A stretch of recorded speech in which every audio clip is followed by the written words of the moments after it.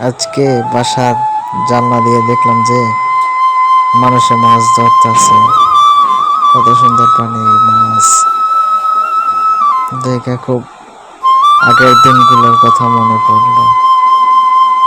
মাছ ধরতে না খুব ভালো লাগে, আগে মাছ ধরতাম,